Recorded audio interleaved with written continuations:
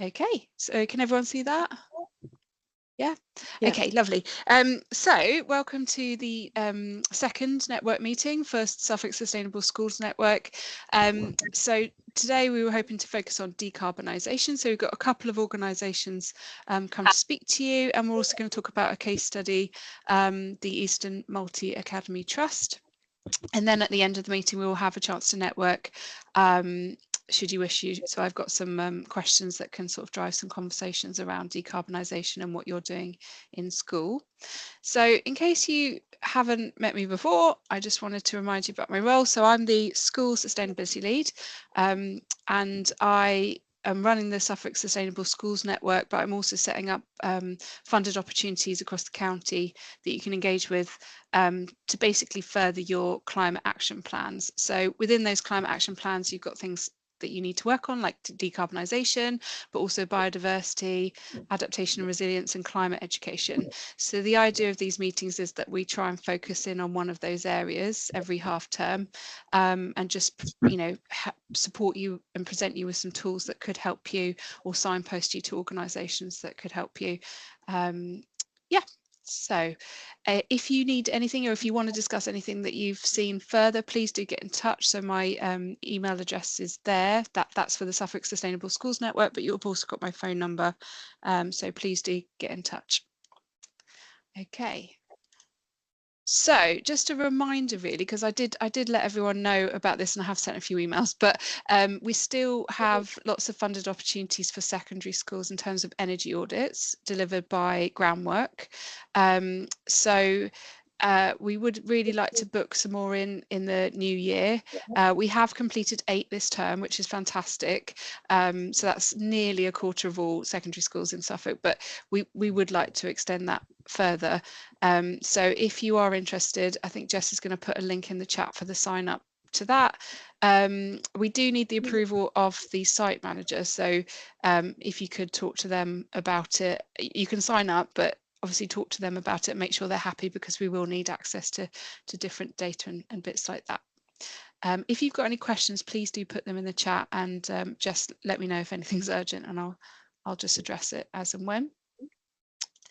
Okay, so a new funded opportunity, this is for secondaries, is that we've got the lovely Nikki Webb from Energy Sparks here today to talk to you about her programme. But we would like to support some schools in kind of trialling Energy Sparks and seeing how much of a difference it makes in terms of saving not only carbon but also money. So we're offering 5 secondary schools initially the chance to try Energy Sparks for a year. There is a sign up again, and we will then direct you towards Energy Sparks to sign up on their website, but it's just so we can capture that information. The most important thing here is, if you're going to go for this, that you have completed an energy audit already, so that you've got a good idea of how much what your carbon emissions are already, but also you have started a decarbonisation plan. Now, if you haven't, that's fine. If you've just got the energy report, we can support you in starting that decarbonisation plan. But the idea is that we engage you engage in kind of how are you going to reduce those emissions, and then we can use Energy Sparks as a tool to allow you to do that. So please do fill in the form if you are interested in going for Energy Sparks. And then I'm not sure if we've got any sorry, is everyone muted? I just want to make sure we can all hear. I don't know if we've got any primary. I think we do have at least one. So there are some primary opportunities as well. So the first is we're running a sustainability and education conference in April. So this is open for all primary, secondary, further education, early years, sort of curriculum staff and operational staff. So it's got something for everyone, hopefully. So it'll be run at St Joseph's College in Ipswich, and we've got representatives from the Department of Education, so the sustainability team there, coming along and acting as the keynote. We're also going to have a youth speaker on climate and nature action, to be confirmed who it is, but we'll definitely have someone. And then we'll have 4 strands looking at different elements of your climate action plans, but also outdoor learning. There's an opportunity to undergo carbon literacy training as well if you want to get accredited in that, and then maybe go on to deliver training within your school setting. So yeah, a really fantastic opportunity. I'm going to send out the poster with the, well, there's a sign up link that Jess is going to put in the chat now, but I will send out the poster alongside our newsletter next week, so you will have a little bit more information and you can decide whether you can go. It does cost money. It's £80 per school, but 2 staff members can come along from your school, so hopefully you can bring along an operational person and a curriculum person to take advantage of the opportunities at this event. Please let me know if you've got any questions. And then the last opportunity I just wanted to mention, which is for primary schools. I know, we've got quite a lot of interest and people engaged with this already, but I just wanted to highlight it in case you, even if you're in the secondary school, you might know a primary contact who would appreciate this. We've launched a free primary sustainability programme called Our Schools, Our World. It's a programme that was pioneered in Brighton and Hove. They ran that programme successfully over a number of years with over 60 primary schools, and it's basically a holistic approach to integrating sustainability into the curriculum and the school estate. We are joining 4 other hubs that have launched this programme. So in total, there'll be around 150 schools engaged with this programme. And the idea is that you are sort of, if you take part, you are going to be connected to those 150 schools and trying to find your way through a sustainability framework with the support of myself and the sustainability team in Suffolk Councils, but also in partnership with those other schools. So if you are interested, please do sign up or send this link that Jess is going to put in the chat on to anyone else. We're aiming for 20 schools to go through the programme. And the training, it was in January. We're going to try and push it back a little bit more to try and gather some more schools onto the programme. But the training will be in March next year. Lovely. Are there any questions, Jess, just before I move on? No, there aren't any. Okay, thanks. Okay, so we're here to talk about decarbonisation in schools. So I just wanted to do a little introduction and then I'll hand over to our first presenter, Louise Robson from Count Your Carbon. So I don't know how many of you are aware, but often when we talk about decarbonisation in a sort of commercial sense, they talk about these scope 1, 2 and 3 emissions. So I just wanted to clarify what this meant in case you're not sure, but some of you may be aware. But scope 1 emissions are the direct emissions from sources that are owned or controlled by an organisation. So fuel consumption on site, say gas heating, oil heating, if your school happens to have oil, or the fuel that goes into your minibus, that would fall under your scope 1 emissions. And then you've got scope 2, which is your indirect emissions. So things like your heating. So you're not using the fuel on site, but fuel could be being used somewhere else to provide you with a service. Electricity consumption and any steam consumption.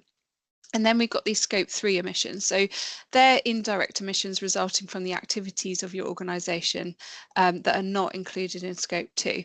So this diagram includes things like waste disposal, purchase goods and business travel. Now, I don't know how many of you use a plane to travel to school, but I'm just wondering if we could spend a little bit of time, if you've got access to the keyboard, to just write down, in terms of scope 3 emissions, what do you feel in schools falls into that category? So just a little bit of time. You can either shout it out or you can write it in the chat, but what types of things could we think about in terms of our scope 3 emissions in schools?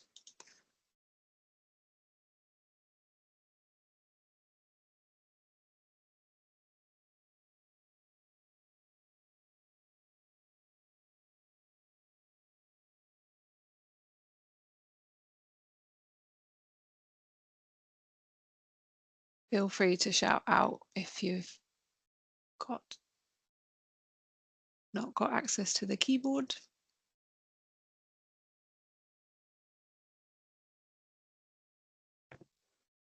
I can't seem to make the chat work. I can't get my cursor to go and type okay. it. Okay, Casey. Yeah. I was going to write, I'm not engaging. I just haven't got a clue. I'll be honest. I don't know what the scope 3 are for. Okay.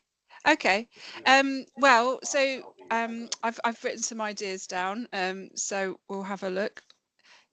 So things like commuting. Yeah. So although some people might think that doesn't fall within the remit of the school in terms of you know their influence, the truth is it is kind of, you can influence that, and in fact the government require that everyone does a transport survey every year, I think it is. So that is something that schools can try and think about and address and maybe encourage greener choices. But the other big one that's often missed out is staff commuting. So often staff commute further and therefore have higher carbon emissions. And again, some people would say, is it possible to change? But it might be that there's certain things schools can do to try and encourage staff to commute in a greener way, potentially encourage car sharing or public transport use. Trips and visits. So this is kind of a new area, but some schools are taking quite, proactive. They're making proactive choices like minimizing or even banning the amounts of flights they take as for their trips and visits, or just trying to minimize the travel that actually happens within those trips and visits. You've got canteen waste, which obviously you can try and address. You can try and compost, or you can try and recycle more. But you've also got things like packed lunch waste. So I know a lot of primary schools are promoting, a zero waste packed lunch and trying to get people to use reusable pots and, large shareable packs of crisps and things like that. So they're trying to minimize their emissions that way. And then I just wanted to highlight behavior change. So if we can get our students and our school community to think differently about their choices, we can have a wider influence that goes beyond the school grounds. So minimizing community emissions, getting them to make healthier choices and more positive choices for the planet. But also we're dealing with very young people, so if we can get them to change their behavior while they're very young, we're talking about a knock-on effect of having those lifetime emissions reduced. So I just wanted to highlight that we often think about decarbonisation in terms of those direct things, turning the heating off and reducing our electricity use, making sure we turn the light switches off. But there's also massive scope to make changes within the school context to support the reduction of scope 3 emissions. Okay, so if there's no questions, I will hand over to Louise, who is here to talk about the Count Your Carbon calculator. I will stop sharing. How do I do that? I don't know. I can just try and share and see if that kicks Oh, stop sharing. I found it. I found it. There we go. There we go. Thank you. Can you see my screen now? Yeah, amazing. So, hi everyone, my name's Louise Robson and I am the project manager for Count Your Carbon. So it's produced by Keep Britain Tidy, but I am part of the Eco Schools team. I'm sure many of you have heard of the Eco Schools programme. So I thought I'd just introduce what we do as a team first, and then I'll go into introducing Count Your Carbon. I'll give you a bit of an overview of the process of calculating your footprint, and then talk you through some of the resources that we've got available for your use as well. So as I just mentioned, we deliver Eco Schools. That's the nation's largest environmental schools programme. And we've also this year expanded that to cover early years as well. We also run a campaign every year in November called Cut Your Carbon. So obviously that's just finished, but do have a look and be aware of it for next year. And then, like I say, we also have Count Your Carbon, our free carbon footprint calculator for schools. The calculator has been developed with Arete Zero Carbon, who are sustainability consultants, and Carbon Creative, there are digital developers. And here are some of our funders and supporters. As you can see, we do work closely with Let's Go Zero. If any of you do have access to a climate action advisor, definitely make use of them. They can help you get through the process of doing Count Your Carbon as well. So what is Count Your Carbon? It's a comprehensive carbon footprint calculator for schools. It maps across all 3 of those emission scopes, moving beyond fuel and energy to include areas such as supply chains, food and transport. It's totally free. It applies to all schools in the UK, and you've not got to be an eco school in order to use it. So very nicely leading on from what Rebecca was just speaking about, it covers 11 calculation areas split across 4 categories, and this covers scope 1, 2 and 3 emissions as well. So I won't talk through those, but it's a pretty thorough process. The methodology behind the calculator follows the greenhouse gas protocol. This is a globally recognised standard for greenhouse gas accounting and reporting. Basically, it ensures consistency across all sectors in calculating carbon emissions and carbon footprint. A little bit further information. It's been designed for most school types. This includes nurseries and SEN settings, but it doesn't apply to boarding schools. We have had boarding schools try to use it, and it can kind of be fudged, but it's not really designed for use by boarding schools. The tool has been developed in collaboration with schools, teachers, business managers, site managers, and we also work really closely with local authorities as well. The tool is constantly being improved and developed. So it launched in February this year, and since then we have implemented several updates, and we plan to continue that improvement way into the future. We do have data from hundreds of schools stored in the back end of the site, and these help us to form benchmarks that you can use throughout your calculations. So if you are missing data anywhere, you can select an average, knowing that you've got some as accurate as possible data to kind of fill in those gaps for you. And schools can do as many calculations as they choose to, but we do recommend a minimum of 1 per year so that you can track your progress. So I'm sure you all know all of this already. You've got to have a climate action in place by 2025 and a sustainability lead. That climate action plan has several different sections, but Count Your Carbon really speaks to the decarbonisation element of your climate action plan. So if you take your school through the process of gathering your data, calculating your footprint, and then building a carbon reduction plan, you're on the road to having that decarbonisation element of your climate action plan basically completed, ready to go for you to actually start implementing. So some of the benefits of Count Your Carbon, it will enable you to understand your school's current carbon footprint and the areas where you're emitting the most carbon at present. You'll also get guidance around how you can decarbonise your school's operations and how to produce a plan to implement actions to decarbonise, and it will enable you to measure progress over time as well. So, you know, you can do a calculation now, do another one in 6 months. All of your data is stored within Count Your Carbon, so you can see any changes and track your progress really nicely, all within the platform. You also might save some money, which is always a bonus as well.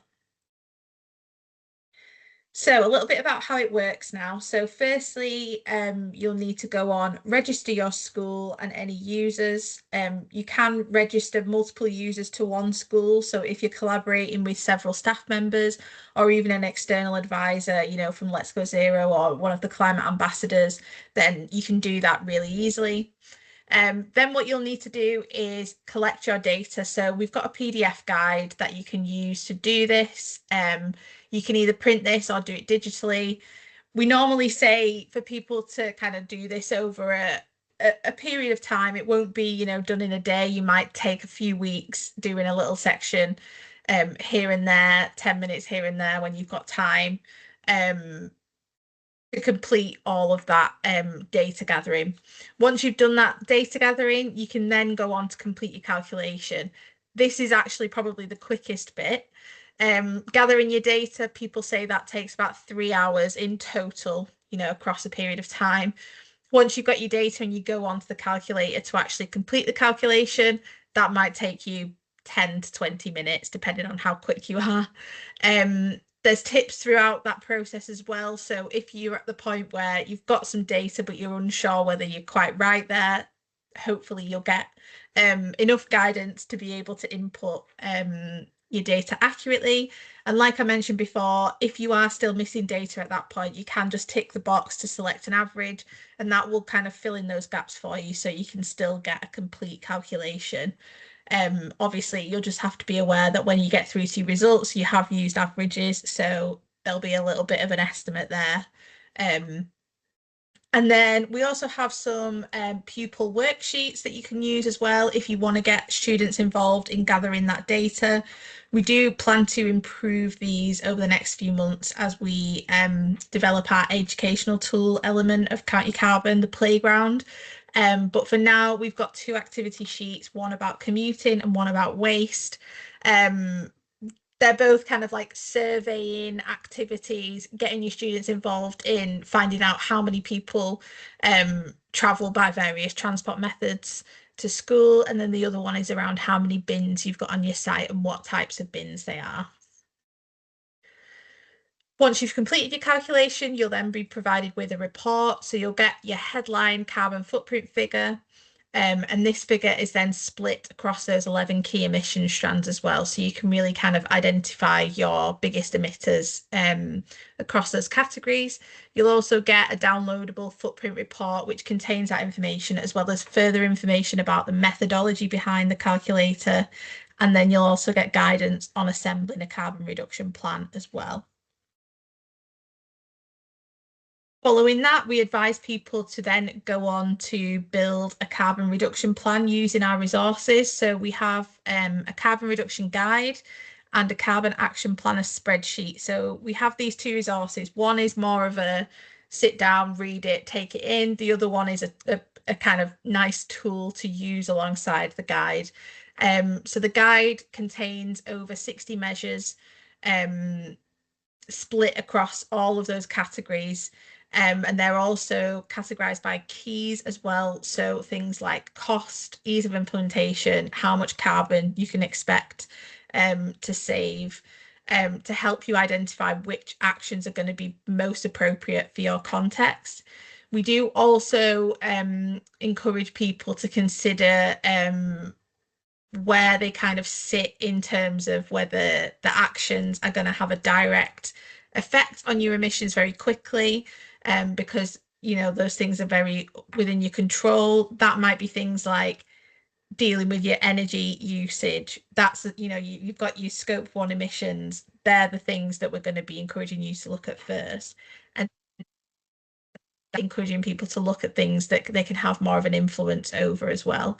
So you're kind of taken through that whole process through the guide, and then you can log on to our spreadsheet, and the spreadsheet contains all of these actions. You tick boxes next to them, and then that will automatically generate you your carbon reduction plan template. You can then save that in a central location and you know, use that to keep track of your actions and build it into your climate action plan as well, if you like.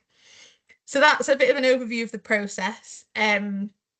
We do intend in 2025 to release data outlining the national picture. So once the tool's been in operation for a year, which will be February, we'll be starting to consider when we plan to release that data. We have had a lot of people asking us for like averages for certain settings, and the kind of quick answer is that we just don't have enough data yet to be happy to share what those averages are, but we do intend to be doing that within the next 6 months or so.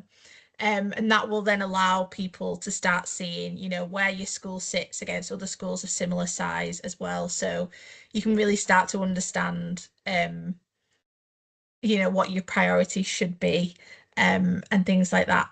So that's a very quick whistle-stop tour of Count Your Carbon. If anyone's got any questions, feel free to put them in the chat or just speak if you like instead. Either way, I'm happy to answer, and our email address is on screen as well, so if you do have any further queries, feel free to get in touch by email and we'll get back to you. Lovely. Did anyone have any questions for Louise? Feel free to raise your hand. I didn't know if you wanted to just talk about the playground quickly, Louise, or would you prefer to wait until it's more ready? Yeah, I can do. Yeah, I've not got any good slides that I can share, unfortunately, at the moment, because it's all kind of in various states of being complete. But we are developing an educational tool that is going to be built into Count Your Carbon. So Count Your Carbon, obviously, it's a carbon footprint calculator. It's very much aimed at teachers and school staff, with possibly a little bit of pupil interaction if teachers want to get them involved. Whereas the playground is very much aimed at students. So it will basically take all of the data from your most recent carbon footprint calculation and feed it into several simulations that students can then experiment with. So it might be things like, you know, what happens if you increase or reduce your water consumption? What happens if you increase how much renewable energy you're using in your school? And they'll then be able to model what the potential carbon reduction or increase might be as a result of that change. There will be educational resources built in there as well. And they'll be very much about supporting teachers to kind of have the knowledge needed to deliver sessions with the playground in class effectively. So that's due to launch in April this year. So there'll be more information coming out in the new year. So just keep an eye out on our Count Your Carbon site for information on that. Thank you, Louise. I can't see any questions, so I think we might move on if that's okay. Thank you, Louise. Yeah, no problem. If anyone does think of anything, please message in the Q&A. I'm going to hand over to Nikki Webb now from Energy Sparks. Nikki will be presenting on Energy Sparks and then also talking about our case study, just because we had a couple of people not well, but she does have the information from Eastern Multi Academy Trust. So I will hand over to Nikki. Thank you. Thanks very much. That's great, thank you.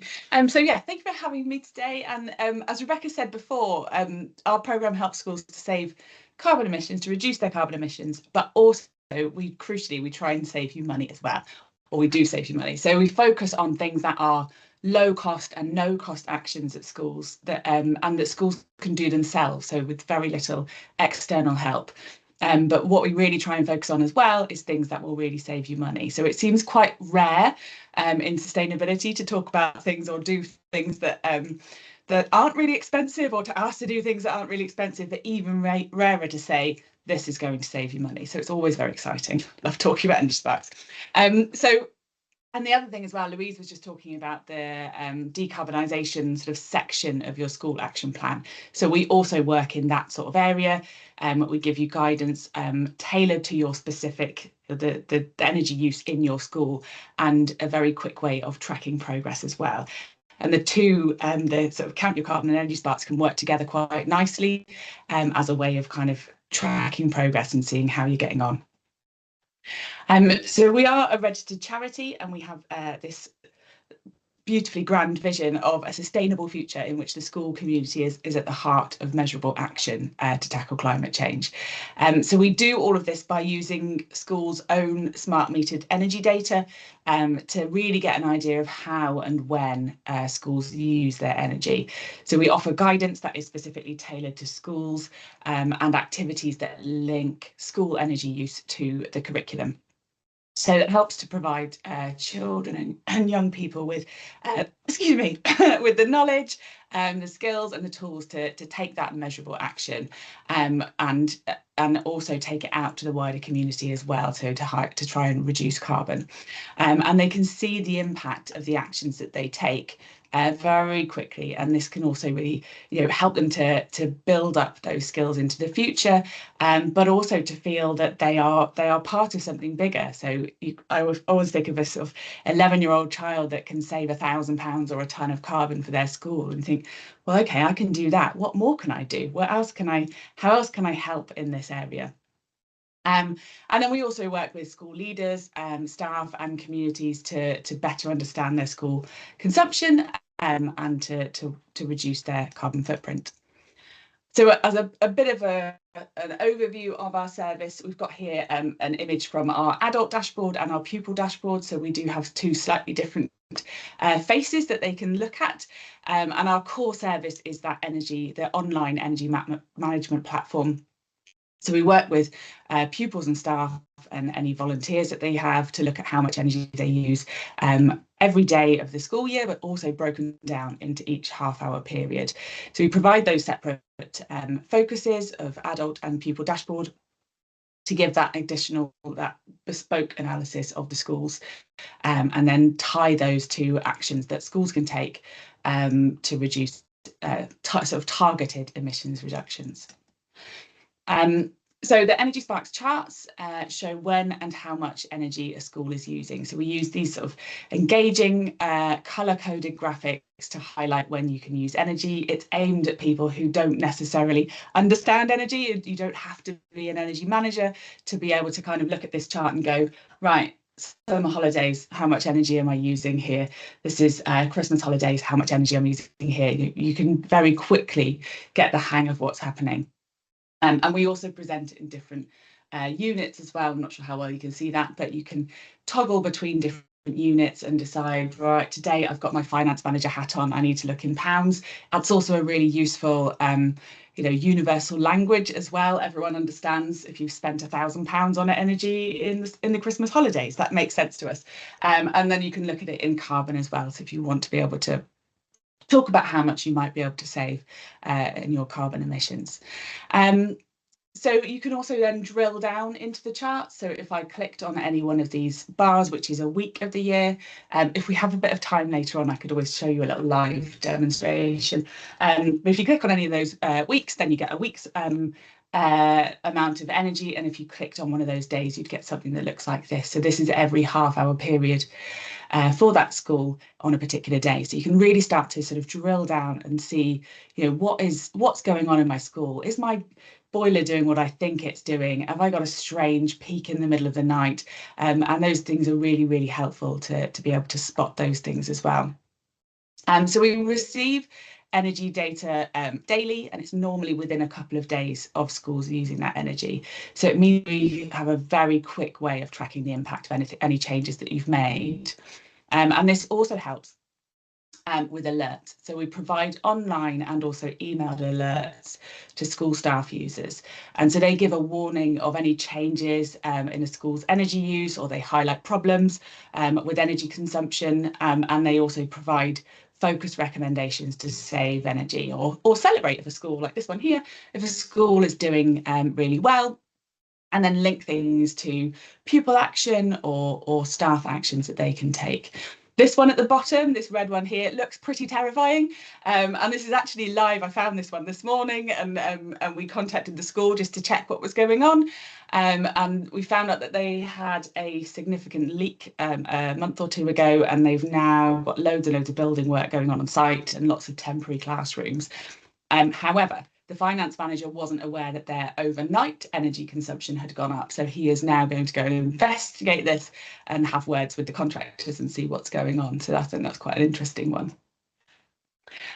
So we also have lots of pupil activities, so over 130 activities now to support students in taking their impactful action to reduce energy consumption. So these include downloadable lesson plans, activity sheets, presentations and videos as well. Some of our activities we also sort of collate into programmes, sort of strings of 4 to 10 activities in a row that can be done, you know, within a particular term. And that helps to sort of cut through the noise a little bit. I know it's very overwhelming and everyone's, you know, very, very busy and doesn't have enough time to do anything. So if you're just given, here you go, programme for a term, let's work through these as an eco club or as a class. And you can really get a lot out of it. And the programmes always bring in different skill sets. So you'll have a bit of analysis of graphs, you'll have a bit of detective work, looking around the school and seeing what's going on. You'll have a little bit of making a change, you know, in doing something, getting the caretaker to make a change, and then a bit of reviewing and reflecting on that at the end, checking back on your graphs. Has it made a difference? And what have we learned from this process? Oh, as well as a bit of shouting about it as well. Always really useful to be able to then have an assembly or write a letter home or to government or something like that, so that you can really get those communication skills going well as well. And then also every time you carry out a pupil activity, the school is encouraged to record them on their Energy Sparks portal. So this creates a timeline of energy saving activity in your school, and that can be used for evidence for things like eco schools applications or other similar schemes. And it's a really good opportunity to share that sort of best practice and any inspiration with other schools as well. Not only that, but every school, every time you log something, you earn points towards the Energy Spark scoreboard, and at the end of the year, points mean prizes, which is always lovely. Just a quick overview as well, we also provide lots of guidance to support the sort of adult-led actions. They're grouped around themes, so things around behaviour change and heating system configuration.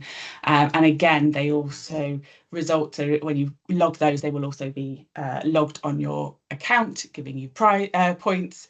No, it's not just for secondary schools. I've just seen a comment come up. It is for all schools. I think the funding at the moment for Suffolk is just for secondary schools, but you can join as a primary school as well.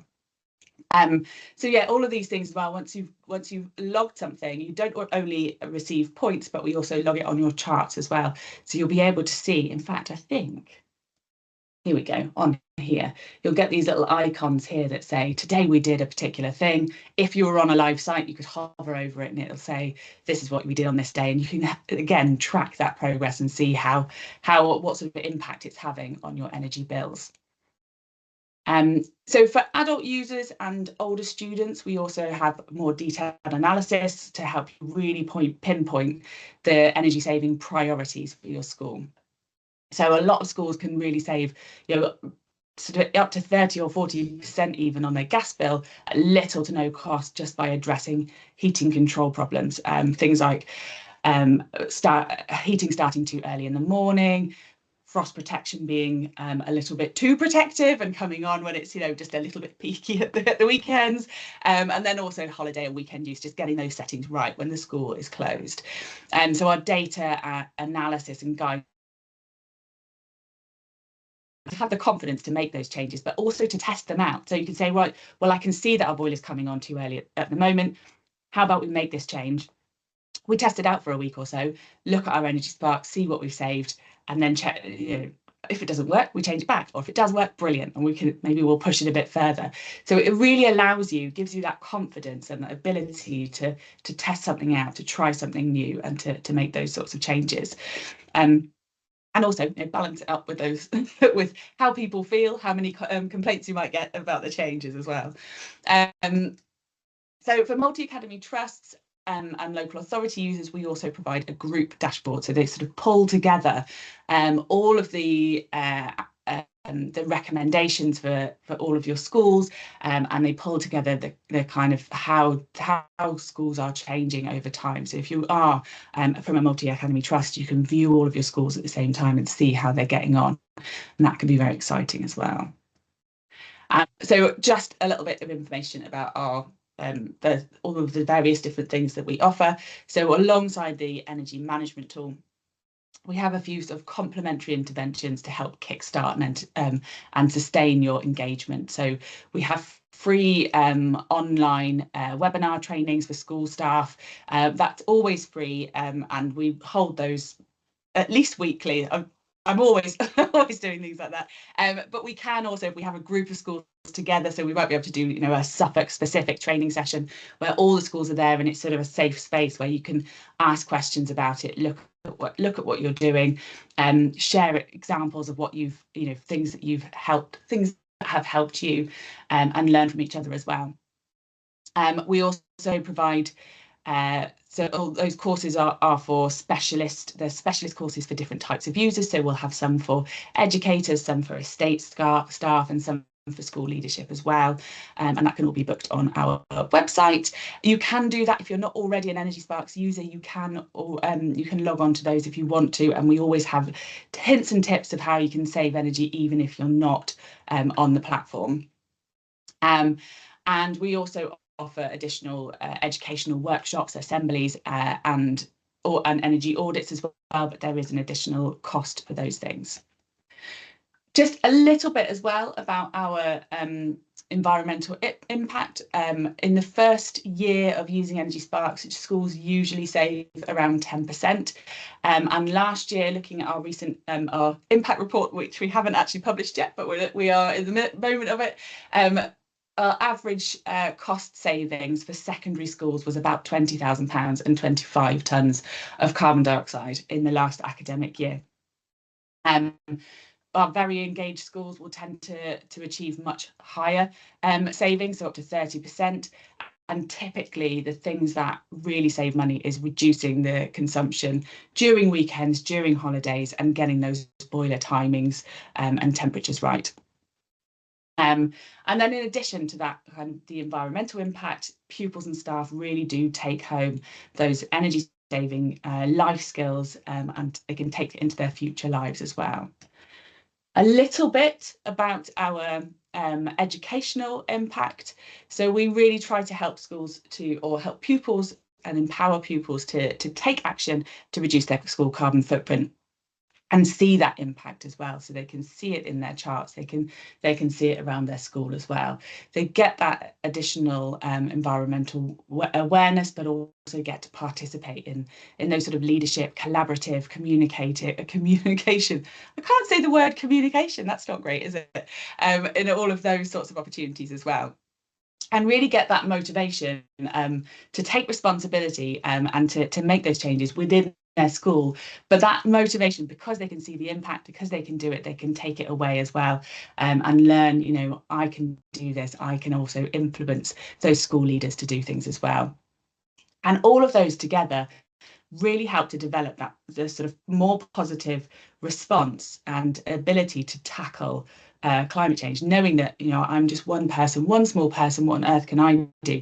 I've made that change in my school, what else can I do? Is a really great way to tackle sort of climate or eco-anxiety. Now, there's a few things to sort of end my slot on.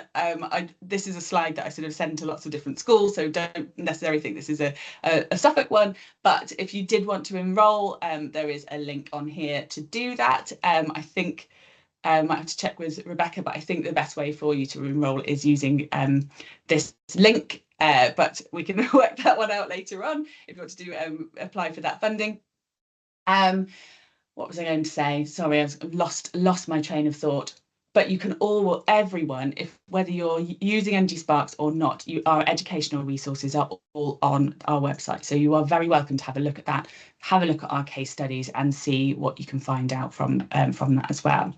And I also wanted to leave you with a couple of slides at the end that are, just because you're not an Energy Sparks school yet, there are things that you can do right now to save. So things like getting a Christmas switch off list. So it is almost Christmas, and this is the one that I'm leading on, but it's important, you know, for all holidays.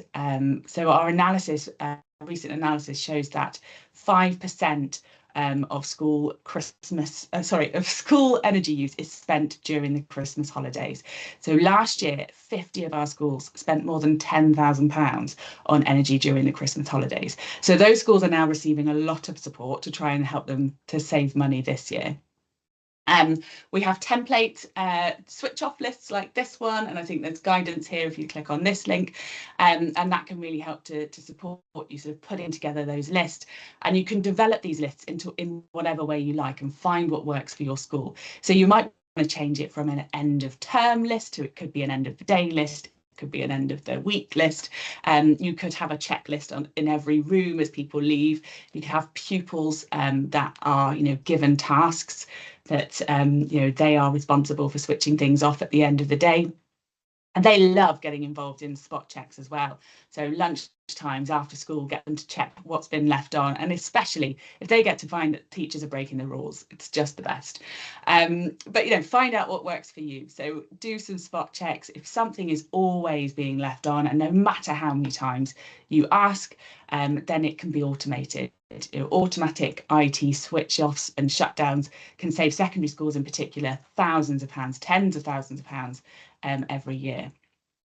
And then the other thing I just wanted to quickly touch on is just getting your heating right is really important. You know, obviously it's very important for the happiness of your staff. It's also important for the learning outcomes for your students. You know, not too warm or they all fall asleep and don't get anything done.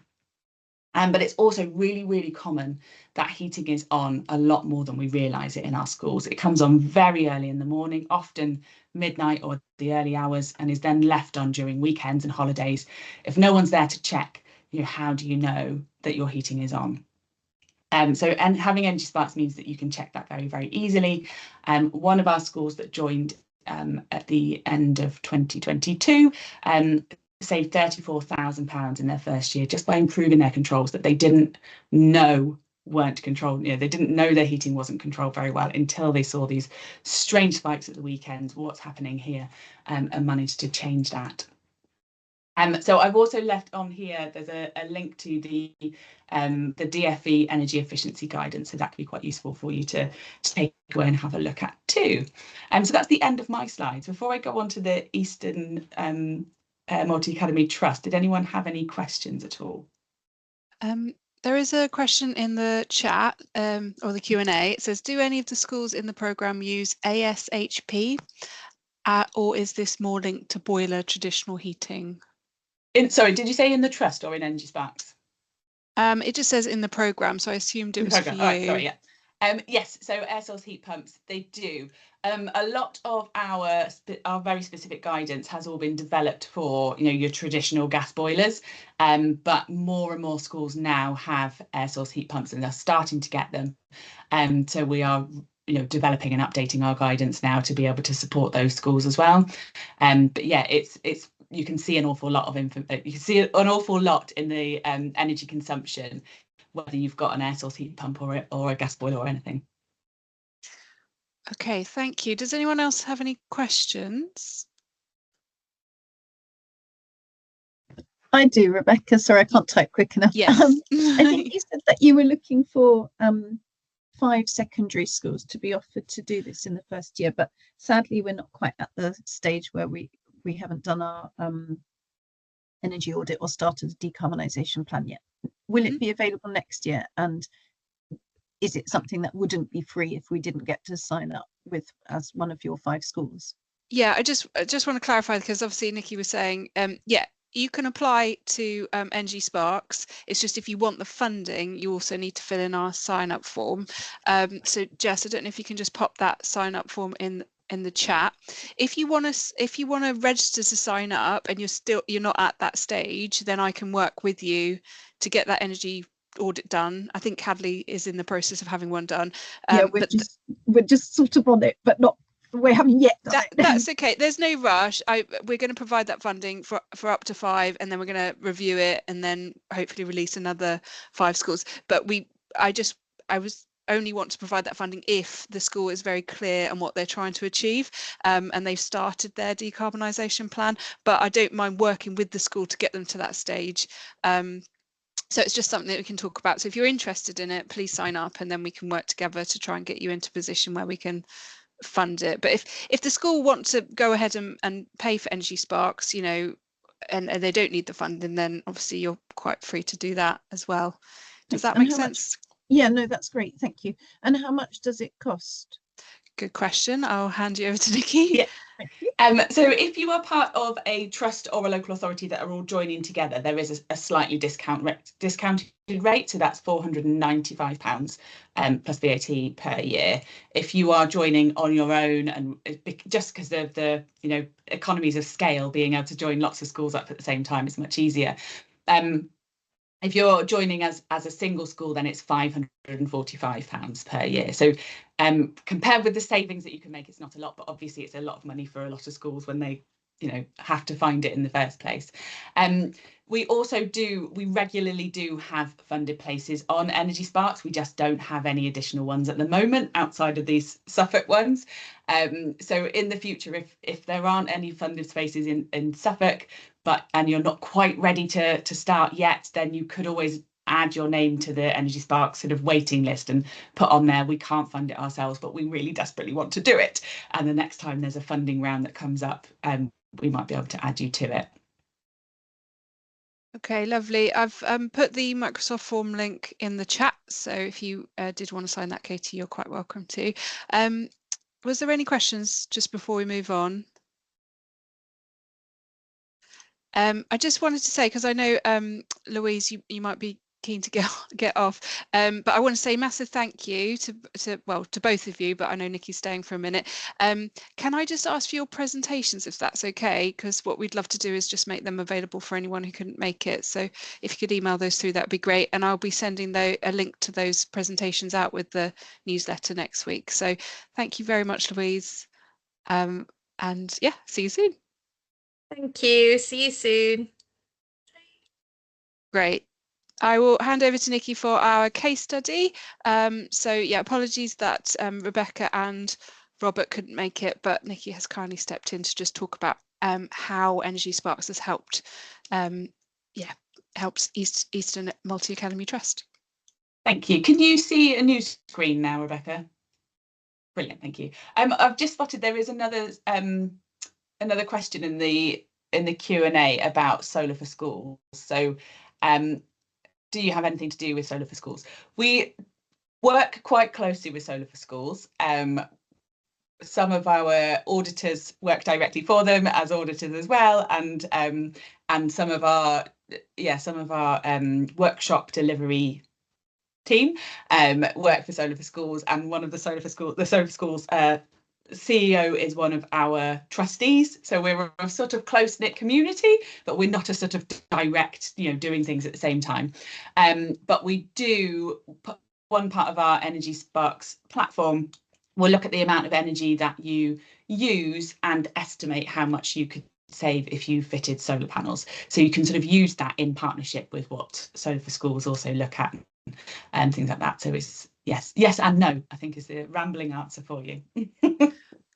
Can I also chip in there? I'd assumed that question was for me. I did want to, but no, it was probably for you. But just so you know, Suffolk councils are looking into launching a Solar for Schools project. So it's not Solar for Schools, it's just solar panels for schools, if that makes sense.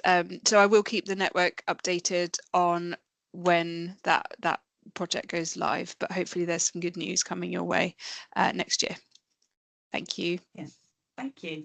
Okay, so Rebecca Schroeder from Eastern Multi Academy Trust was going to present these slides. So I have offered to do it for her as she's not very well, and also one of her schools, King's Lynn Academy, were also going to come along and talk about what they've done.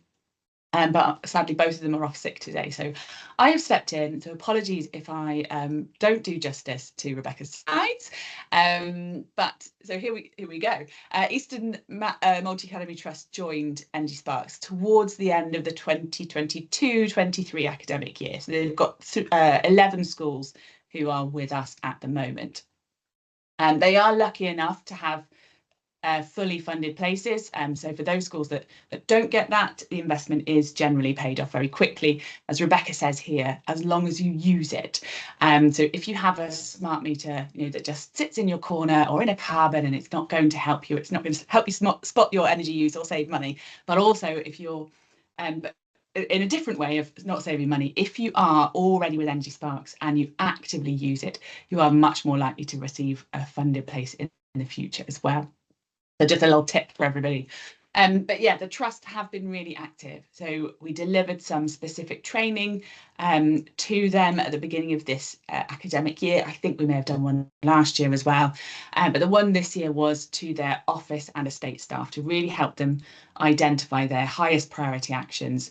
And they also have used the energy platform to sort of help them feed actions into their environmental strategy, and then also to monitor progress against that as well.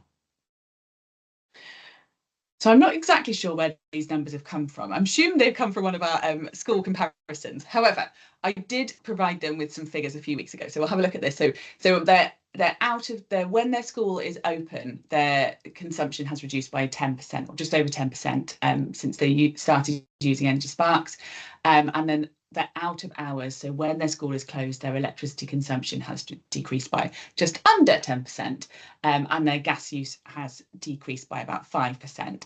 I did provide them with some sort of financial figures recently. So we did a comparison of the energy used in the last 12 months against the 12 months before the Trust joined Energy Sparks. And the reduction in their energy use has saved them over £70,000 in the last year. So it's been a really big success for them. So we compare school energy use data against a number of benchmarks. So for example, we'll look at the amount of electricity used out of school hours against other schools of the same type with a similar number of pupils.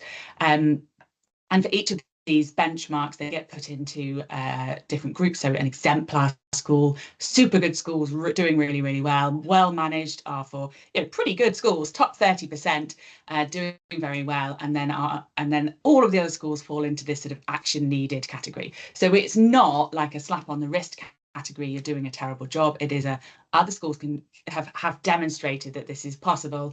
Here are some opportunities for you, and there are definitely opportunities to save if you're in this category. But Eastern have got some very well performing schools. They're currently focusing on base load, I think we've said on here somewhere, and that's the amount of electricity that just sort of buzzes away in the background. So things that are left on either because they have to be, so fridges and freezers and servers, things like that, or security. And then the other things that get left on either on purpose or by accident. And that's one of their main focuses that they're looking at this year. And that's one of the things that we identified during that training earlier this year to really put a lot of effort into. So these are a few things that the Trust are working on at the moment. So getting that increased pupil engagement, they're already doing very well in this. And then having all of the schools getting into the top 25 in the Eastern region.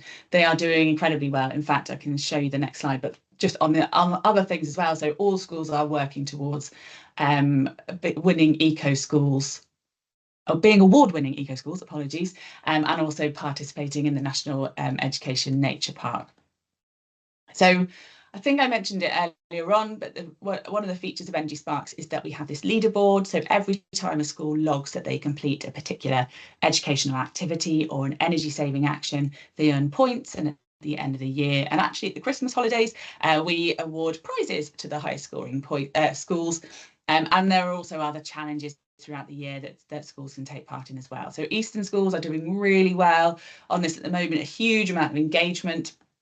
I think the next couple of slides look at that as well. So North Wootton is the first, it's the top of the whole of the country. So I think we've got just under, or around 1,000 schools. I'm not sure if we're just under or just over, around 1,000 schools across the whole of the UK, and North Wootton Academy are first in their points at the moment.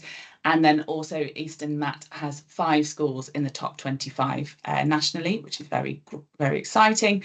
And regionally as well, Obviously, North Wotton are still at the top of that one, but they've got 9 schools out of, I think they've got 11 schools in the trust. So they've got 9 of those are in the top 25 for the region, which is really great. So this is a lovely one for me to have seen this morning. Energy Sparks is here to stay. So they've got much better visibility of their energy use.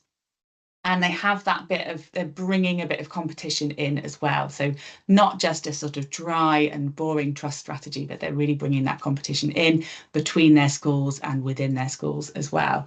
Having that way of measuring and highlighting their environmental impact, and having all of those resources to help tie that in with the curriculum as well is what they're really enjoying. So apologies that I haven't got Rebecca and Richard. Richard, lost my brain now. Apologies that I haven't got them. But yeah, they would have been able to give a lot more sort of personal touch to this one. But any questions from anyone? I can see I've got Katie's hand up. Sorry, I think I just left it on from before. I'm not very familiar with Teams. Can you tell I'm getting it all wrong? Was there any questions for Nikki before she heads off? Thank you so much, Nikki. And yeah, it is such a shame that Eastern couldn't be here, but hopefully we can hear from them in the future. So yeah, if you could provide your PowerPoint, that'd be great. And obviously we'll link everybody up with your website, and hopefully we can get some secondary schools engaged, if not some primaries, through our Schools Our World programme. So thank you, Nikki. Brilliant. Thanks so much, everyone. And yeah, if anyone has any questions, my email address, I think, is in the slides, or I'll pop it into the chat box as well. So thank you and take care. Thanks, Nikki. Bye. Okay. Right. So we've gone through. We've basically just got now a time to talk to each other, if you would like. So I've got some questions here. Oh, just before I actually move on to the networking, I just wanted to highlight Let's Go Zero, which I did do in the chat, but Let's Go Zero is completely free. So you can either have a light touch if you just want to sign up for their information, and they'll just keep you in the loop about climate action planning. But there's also the offer of having a climate action advisor come into your school and do an audit and support you in developing your climate action plan. So Jess has put a link to how you register for that today. This is a limited resource, so I would encourage you to do that sooner rather than later. And if they do come in, they will want to talk to your site manager and your head teacher and things like that. So yeah, it's something that I would definitely sign up for sooner rather than later, and they can support you and get into the point where you can start using some of these tools. And then the networking, so Jess has put you into breakout rooms. So we should have a primary room and a secondary room, but I've got some questions that should be applicable to all of you. So something you can discuss is, has your school undergone an energy audit already? Have you done your own one? Have you maybe seen the Count Your Carbon calculator before, or have you just had groundwork come in?